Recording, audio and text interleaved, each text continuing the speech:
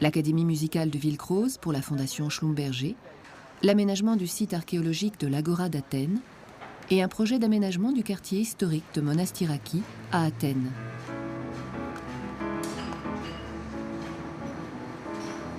Il avait été auparavant consultant pour l'aide à l'autoconstruction au Brésil. Brasilia, c'est peut-être de l'imaginaire matérialisé, avec tout ce qu'il y a de difficile et de tout ce qu'il y a de prometteur aussi. De toute manière, la nouveauté de Brasilia n'est pas dans ces éléments un par un, pris un par un, mais la nouveauté, elle est dans l'assemblage de ces éléments par ses créateurs, aussi bien la création politique de Juscelino Kubitschek que la création urbaine ou architecturale d'un Lúcio Costa ou d'un Oscar Niemeyer. À pays neuf, capitale neuve. Et l'idée d'une capitale bâtie au cœur du pays, en relation naturelle avec les autres régions, a surgi dans l'esprit de ceux qui veulent faire du Brésil un pays neuf. Ainsi est né Brasilia. En 1956, Juscelino Kubitschek, président de la République, lance un concours pour la création de Brasilia. Le projet de l'urbaniste Lúcio Costa, intitulé Plan pilote, est retenu. Il demande à son ami Oscar Niemeyer, architecte, de réaliser les principaux bâtiments. Il faut se rendre compte de cette prodigieuse énergie qui fait que le concours pour Brasilia, il est lancé en septembre 1956 et l'inauguration de Brasilia a lieu le 21 avril 1960. En même pas 4 années, 3 années et quelques mois pour partir du zéro et arriver à l'inauguration de la capitale.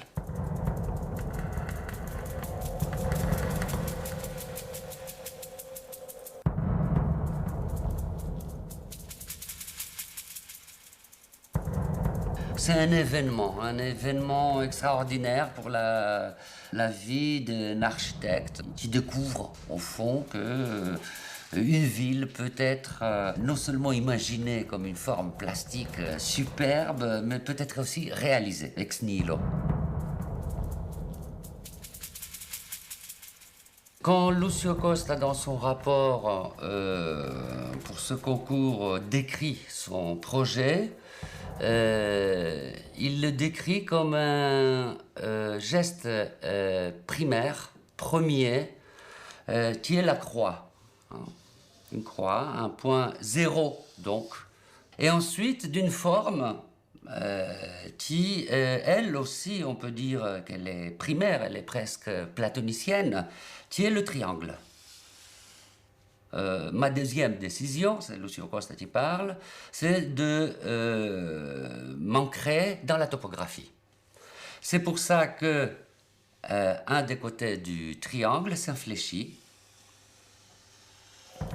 Le dessin même de Brasilia, c'est un emblème, c'est un dessin clair, simple, et qui par là peut convaincre de l'évidence. Et cette évidence, on la sent aussi sur place.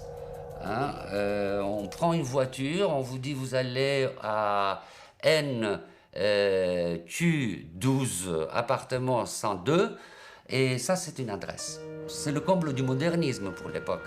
Rien ne nous rattache au passé, tout nous emmène vers l'avenir.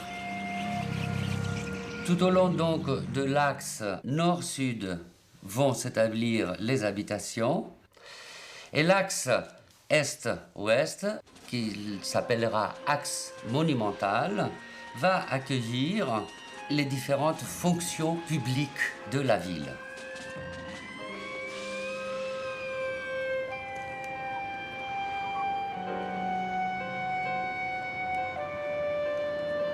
Tout Brasilia exprime par sa monumentalité la nouvelle respectabilité que Juscelino Kubitschek a voulu pour le Brésil à travers la construction de cette capitale et à travers cette œuvre unique qui constitue la place des trois pouvoirs et le Congrès.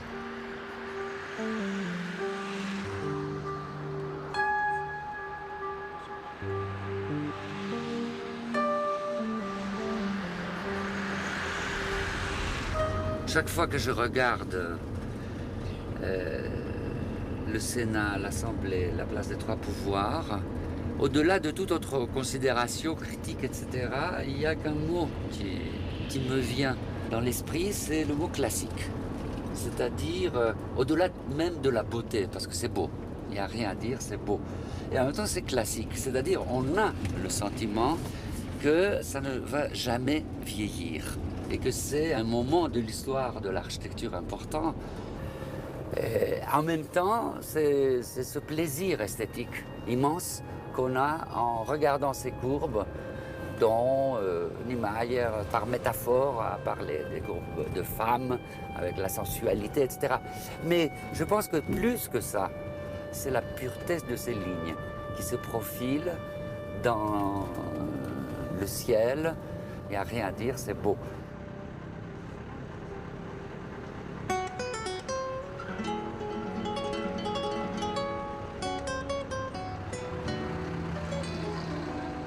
À droite et à gauche de l'axe monumental viennent se situer les différents ministères qui sont œuvres aussi de Oscar Niemeyer.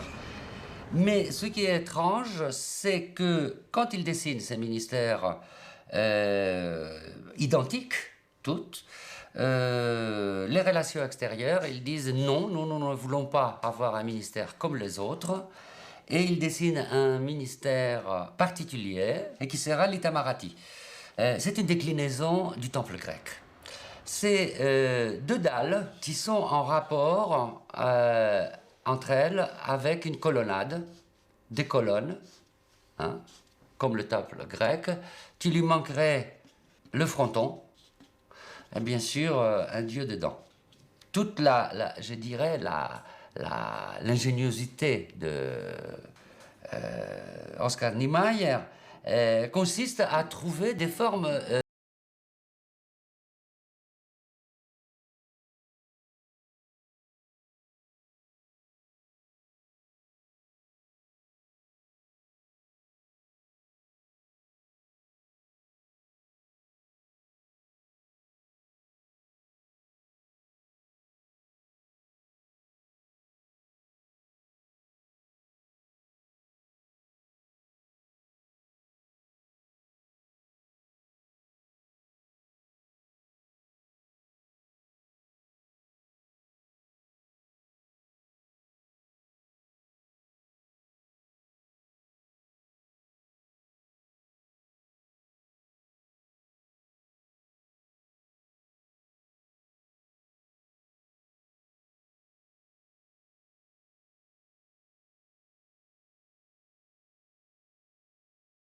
formes de colonnes et de leur déclinaison, mais c'est l'histoire aussi des boîtes. Au fond, c'est comme si on avait une dalle en haut, une dalle en bas détachée du sol, et la boîte au milieu, mais qui n'arrive pas en haut, au moins au point de vue de la vision. D'autant plus qu'à Itamaraty, c'est-à-dire le ministère des Affaires étrangères, cette dalle en haut est percée et laisse rentrer la lumière, et c'est là où Burle Marx, d'ailleurs, le grand paysagiste, dessine un très très beau jardin.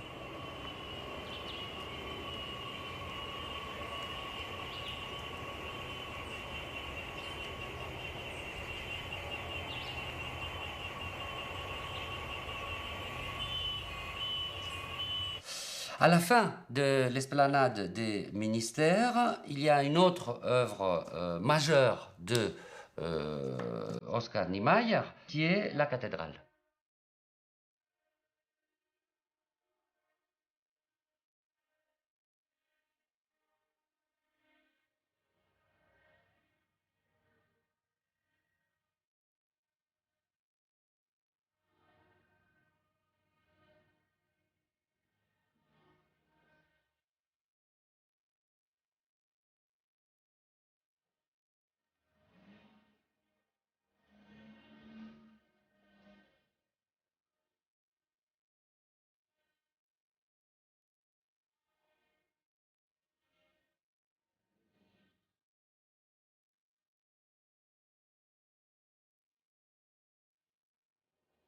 Cette cathédrale, c'est aussi l'anticathédrale. D'abord, elle est ronde et elle baigne dans la lumière. Au fond, c'est une maison de verre qui nie, d'une certaine manière, la tradition mystique de la cathédrale. La cathédrale, elle est constituée de 16 arceaux incurvés vers l'extérieur qui se réunissent par un anneau. Ce qui est intéressant au niveau de cette structure, c'est qu'elle est aussi bien moderne, mais en même temps, on pourrait voir une référence à l'architecture dite primitive des Indiens, qui sont les premiers habitants de ce pays, parce que les arceaux se détachent, puis ils sont comme des morceaux de bois réunis avec une ficelle, avec une liane, avant de descendre vers le sol.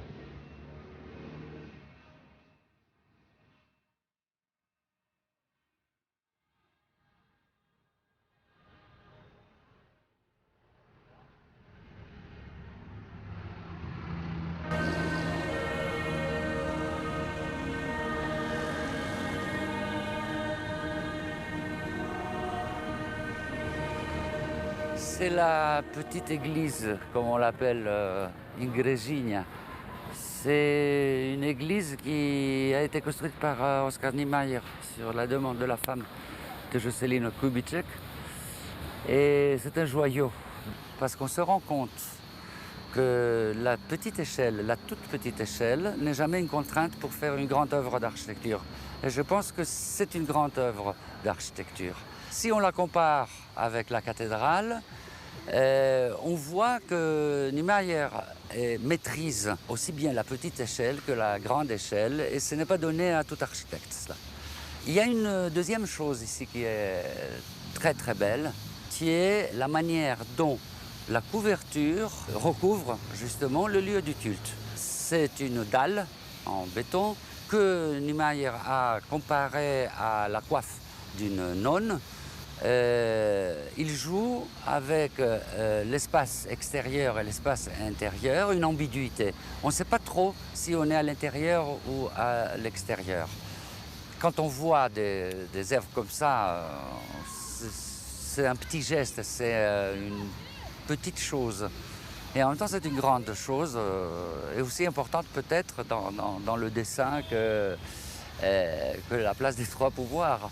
On se sent un peu jaloux de ne pas avoir fait ça. Des œuvres comme ça inspirent l'architecte.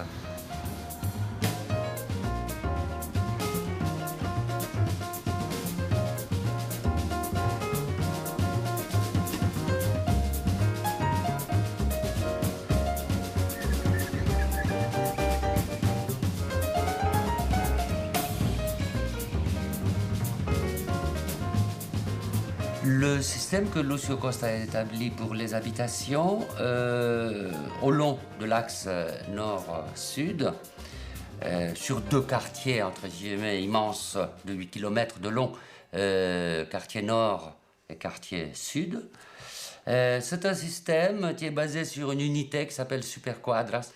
C'est un système qu'on peut dire rigide. Tous les 4 Superquadras, nous avons un centre commercial, un petit centre commercial. C'est d'ailleurs le seul endroit où on a une impression d'une rue. Une rue traditionnelle avec des arcades et avec des petits commerces. Et qui est une grande opposition par rapport à la structure générale de la ville, hein, où on ne peut pas se déplacer sans voiture. Tandis que là, effectivement, ce petit centre commercial, c'est fait pour des gens qui sortent de chez eux pour aller acheter les marchandises de première nécessité. Et puis, tous les 4 Superquadras, nous avons un espace commun où il y a les équipements culturels, l'église, l'école, etc. Et en même temps, des jardins ou des aires de sport plus conséquents. C'est ce système qui est répété tout au long de ces axes nord-sud et qui donne cette impression de répétitivité en fait un peu lassante.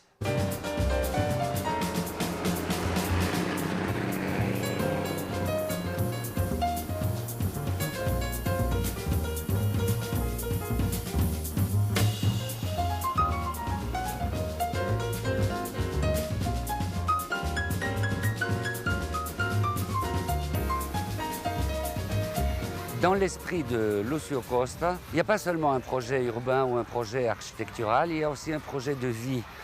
Et dans ce sens-là, il imagine que chaque quartier ou unité de quartier, etc., c'est le lieu où les gens se connaissent, se rencontrent, développent des relations sociales, etc.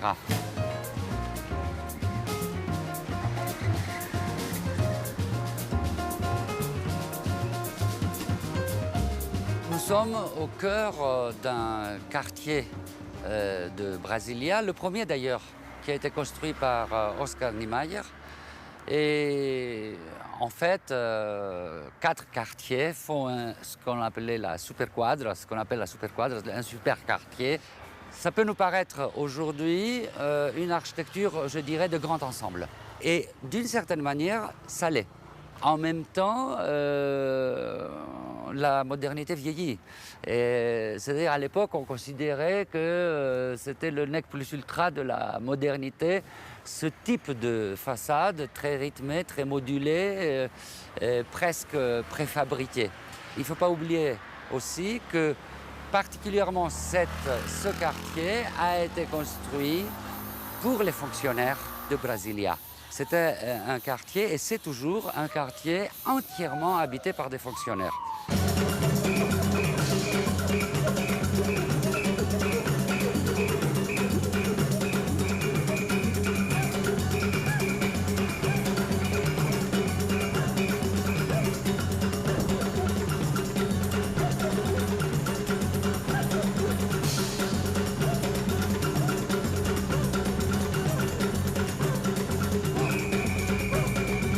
Ce qui frappe à Brasilia, c'est sûrement cette immensité, ce grand vide qui, quand on le regarde en plan, il est tout à fait intelligible parce que c'est la forme d'avion, l'axe monumental.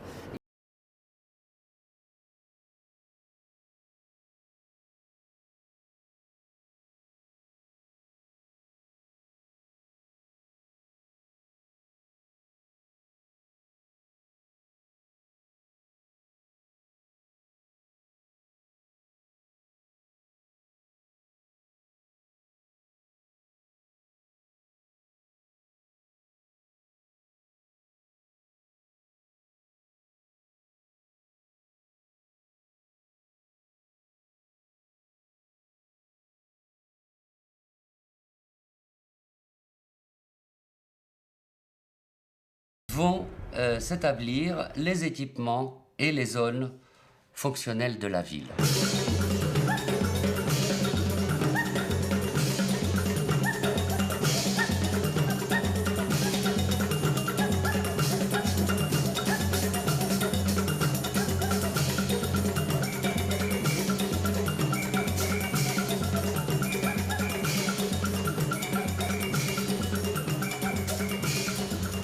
La rodoviaria, la gare routière, c'est le cœur de la ville.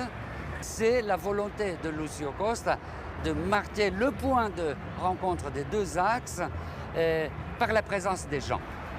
C'est ici que partent les bus pour aller vers les villes satellites et emmener le matin les personnes qui travaillent à Brasilia.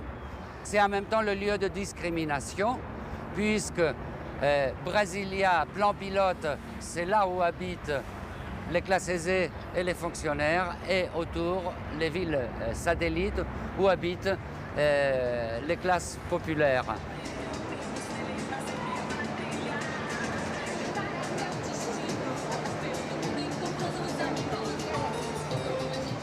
Je pense que le problème, c'est les villes satellites elles-mêmes. C'est-à-dire le fait qu'on a un territoire qui est, lui, neutralisé, sacré, et en même temps sacré mondialement, Et puis une zone aseptisée autour, et puis les villes satellites qui l'enserrent pour la servir. Brasilia, autour de 700 000 habitants aujourd'hui, est une sorte de réserve pour fonctionnaires quand le peuple habite les 19 villes satellites éloignées du centre, entre 10 et 40 kilomètres. C'est ce rapport entre ceux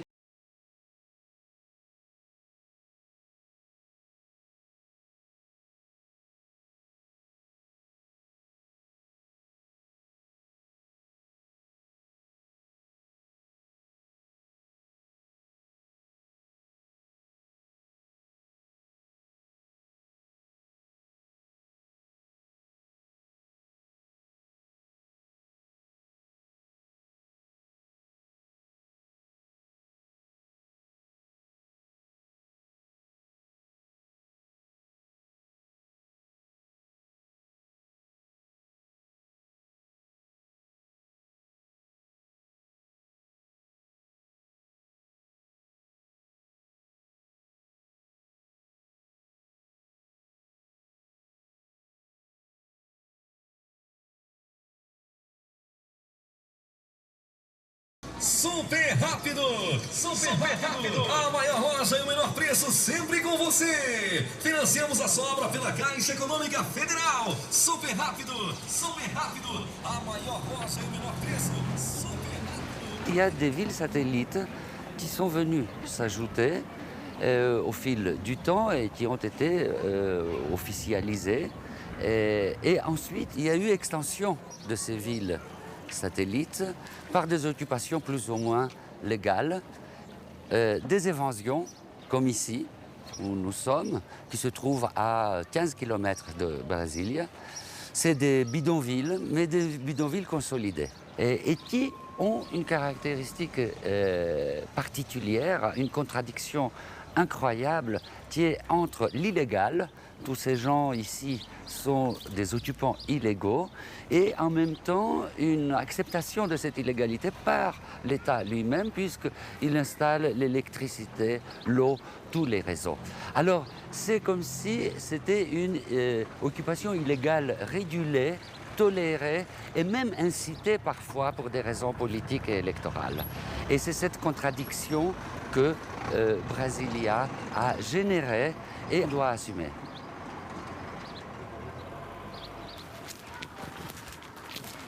Quand on regarde tout ça et on voit comment ça a poussé en quelques années, ici il faut voir que en 3 ans, 50 000 personnes qui s'installent venant du Nord-Est, des États les plus pauvres du Nord-Est.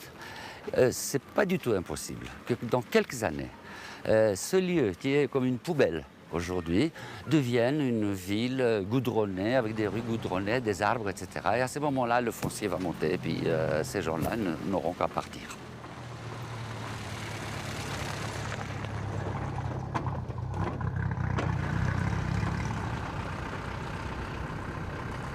On se demande toujours comment la ville se fait, comment commence une ville. Et bien voilà, commence comme ça, peut-être même Athènes antique a commencé comme ça. Sauf Brasilia, c'est là l'exception. On voit au fond que la ville se fait dans le temps et Brasilia s'est fait dans un instant.